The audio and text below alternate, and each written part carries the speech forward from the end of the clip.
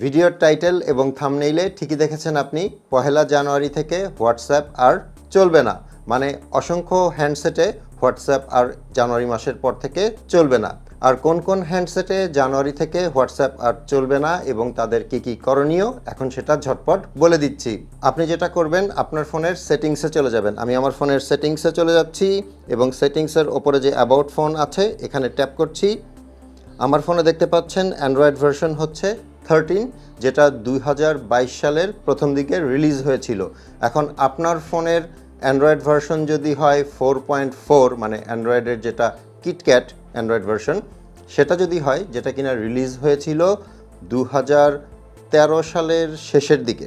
So এরকম version যদি থাকে আপনার ফোনে, মানে 4.4, তাহলে কিন্তু এই জানুয়ারি মাস থেকে আপনার ফোনে আর হোয়াটসঅ্যাপ সাপোর্ট করবে না। কারণ হোয়াটসঅ্যাপের অনেক ফিচার্স আছে, অনেক নতুন জিনিস অ্যাড হয়েছে, যেগুলো কিনা পুরনো ভার্সনের অ্যান্ড্রয়েডে আর সাপোর্ট করবে না।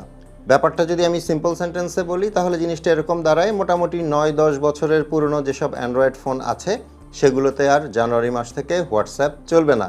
এখন আপনি হয়তো বলবেন, আপনি তো আপনার ফোনটা 4-5 বছর আগে কিনেছিলেন, কিন্তু আপনি কিনেছেন 4-5 বছর আগে, বাট হয়তো সেটার অ্যান্ড্রয়েড ভার্সন অনেক পুরনো। এক্ষেত্রে আপনি যদি হোয়াটসঅ্যাপ ব্যবহার করতে চান, তাহলে অবশ্যই আপনাকে একটা নতুন ভার্সনের অ্যান্ড্রয়েড ফোন কিনতে হবে। এবং আপনি যদি চান যে আপনার পুরনো হোয়াটসঅ্যাপে যা ছিল সব কিছুই নতুন হোয়াটসঅ্যাপটাতে চলে আসুক, তাহলে অবশ্যই আপনার আগের হোয়াটসঅ্যাপে প্রথমে চ্যাট ব্যাকআপ অন করে নেবেন। আর এই চ্যাট ব্যাকআপ কীভাবে অন করতে হয় সেটা নিয়ে কিন্তু আমার ডিটেলস ভিডিও দেওয়া আছে। আমি এই ভিডিওর ডেসক্রিপশনে ওই ভিডিওটার লিঙ্ক দিয়ে দিব, আপনি চাইলে সেখান থেকে দেখে নিতে পারবেন।